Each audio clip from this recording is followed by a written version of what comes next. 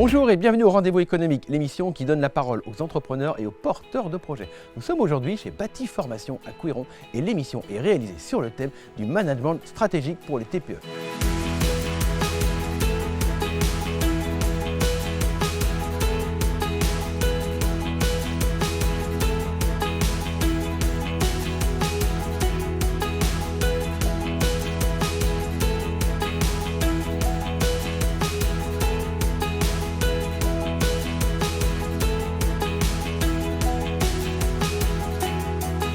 Comment fonctionne le management stratégique? Et bien justement, pour en savoir un peu plus, j'ai le plaisir de recevoir ce matin Claude Pras. Alors comment ça résonne chez vous, le management stratégique? Qu'est-ce que ça veut dire? Comment ça résonne le management stratégique? Vous savez, on parle souvent d'entreprise, on dit toujours qu'il faut avoir une vision. Cette vision est extrêmement importante parce qu'elle permet de savoir et d'avoir une idée qui va permettre de générer de la mobilisation de ses collaborateurs, envie de ses clients bien entendu. Donc c'est tout à la base de cette notion de vision. Et c'est bien d'avoir une vision, mais il faut à un moment donné qu'elle devienne concrète. C'est là où on passe de la vision au management stratégique. C'est l'art, pour chacun d'entre nous, dirigeants, de réfléchir et de dire comment est-ce que je vais mettre en musique à long terme, à moyen terme, cette vision. Cette méthode, justement, elle est pour tout type d'entrepreneurs individuels? C'est ça qui est extraordinaire. C'est ce qui est extraordinaire dans ce management stratégique, c'est véritablement, ça s'adresse aux grandes entreprises, oui bien sûr, mais ça s'adresse à chacun d'entre nous. Quand j'ai une petite entreprise, j'ai forcément, ou je travaille seul, j'ai forcément une stratégie à long terme, à moyen terme que je dois mettre en place. Je dois savoir où je veux aller pour pouvoir y aller. Alors là, on est sur une thématique management stratégique. Oui. Pourquoi un intérêt pour justement le management stratégique? Alors tout d'abord, Protéine, c'est aujourd'hui plus de 1000 adhérents. Alors on a démarré il y a 5 ans, on est passé de 30 adhérents à 1000. Il a fallu pour cela organiser l'interne, donc aujourd'hui j'ai 8 salariés. Et puis en fait une centaine d'animateurs qui sont préposés à animer les clubs, j'en ai d'autres qui arrivent. Et donc forcément il est aujourd'hui important d'intégrer du management stratégique pour en fait mettre en valeur ses valeurs et faire en sorte que le salarié soit bien chez soi. Quand on parle de management stratégique, en l'occurrence pour vous, vous mettez quoi derrière ce Alors terme? j'applique une méthode qui s'appelle DREAM. Donc, alors bien entendu l'objectif c'est de faire en sorte que les salariés soient très bien chez nous. Donc la méthode DREAM, c'est d'abord la direction, c'est expliquer à tous les collaborateurs quel est le sens de la vision. Le R de DREAM, c'est la reconnaissance, donc bonjour, comment ça va, merci beaucoup. Le E, c'est l'environnement social, donc c'est d'avoir un endroit comme ici qui est très bien, qui est très intéressant, qui est sympa ou agréable à vivre. Ensuite le A, c'est l'autonomie, donc c'est donner en fait de l'autonomie aux gens par le biais de la formation notamment.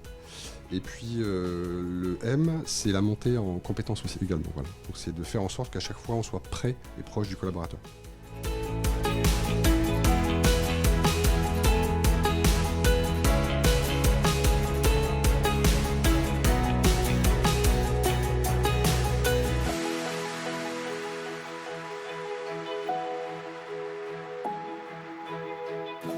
Comment ça résonne pour toi, le management stratégique? Qu'est-ce que ça signifie? Alors pour moi, déjà, miser sur le management, c'est déjà une stratégie en fait, pour l'entreprise en soi. Pourquoi? Parce que pour moi, sans humain, il n'y aurait pas d'entreprise. Donc vraiment, pour moi, la base, c'est de miser sur l'humain. Donc c'est déjà le conseil que je peux donner à toutes les entreprises. C'est vraiment, l'humain est tellement puissant que sa force, c'est justement de permettre à l'entreprise d'évoluer en fait et de croître. Pour toi, c'est quoi véritablement le management stratégique? Alors j'entendais parler tout à l'heure de vision, de placer l'humain au centre.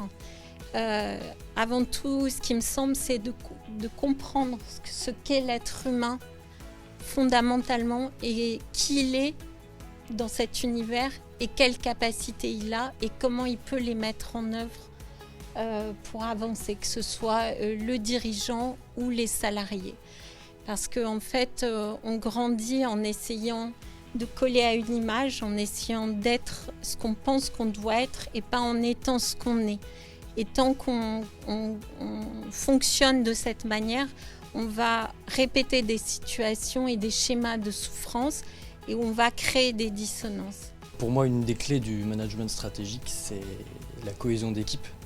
C'est ce qui va permettre d'atteindre ses objectifs à long terme. Donc moi, mon travail il est là, c'est-à-dire pouvoir fédérer une équipe De quelle manière? D'une manière originale, en proposant des ateliers de doublage de voix et de bruitage.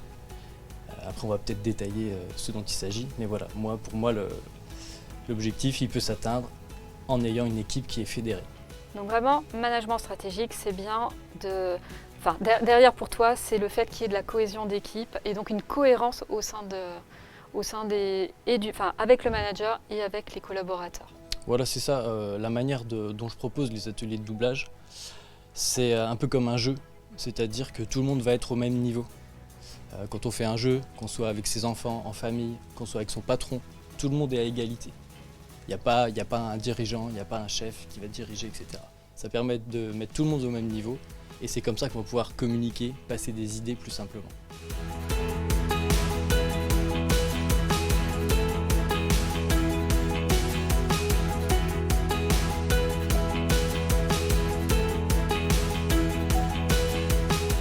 Le management stratégique, comment ça résonne dans tout ça? À partir du moment où on parle, où on dirige des équipes, où on a des décisions à prendre, où on a des messages importants à faire passer, il faut savoir les dire, il faut savoir les rendre attractifs. Ça sert à rien d'avoir une voix si notre message ne va pas atteindre notre cible. Et moi, c'est tout ça que je vais travailler. Et c'est un bonheur incroyable d'aller chercher chez les gens des choses qui vont me permettre de les faire progresser et de les amener. Alors, le mot stratégique est un peu fort, je ne fais pas dans l'éloquence, je ne fais pas dans la pertinence, mais à travers les 5 piliers de l'art oratoire et plein d'autres choses à côté, on va rendre le discours plus fluide, plus facile. Et avant ça, surtout, la personne qui parle va se sentir bien quand elle va exercer son discours. Et ça, c'est vraiment une de mes premières valeurs parce que je n'en peux plus d'entendre les gens j'ai peur, j'ai un discours, je dors plus depuis 2 jours. Et ça me tient à cœur de pouvoir les aider, vraiment. Quand on parle de management, pour toi, quelle est ta vision? Puisqu'en l'occurrence, tu as une vision très particulière. Alors, quand on dit management, on parle de manager. Voilà. Donc, l'explication des 20% uniquement des salariés qui ont envie d'être manager, ma croyance forte, en tout cas, c'est qu'on demande beaucoup de choses aux managers. En fait, quand on regarde ce que fait un manager dans ses rôles, alors moi j'appelle ça des rôles, en fait, il y a un florilège de rôles. Donc, il doit descendre la stratégie d'en haut vers le bas, on parle de stratégie aujourd'hui.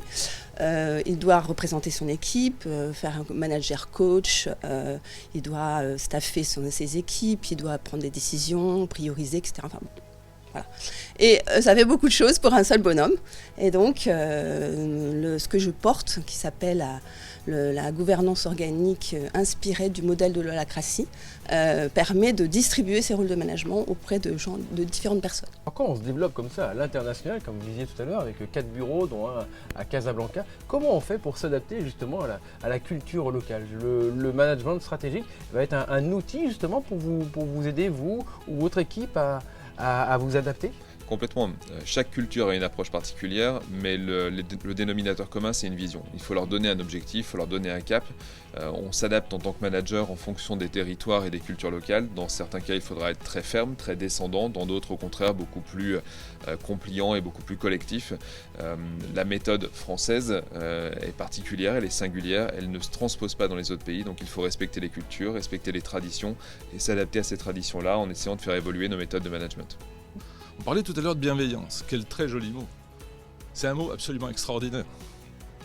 Et il faut pouvoir l'appliquer au quotidien. C'est-à-dire que quand je travaille avec un partenaire extérieur et autre, c'est exactement la même logique. Il doit adhérer à ce projet.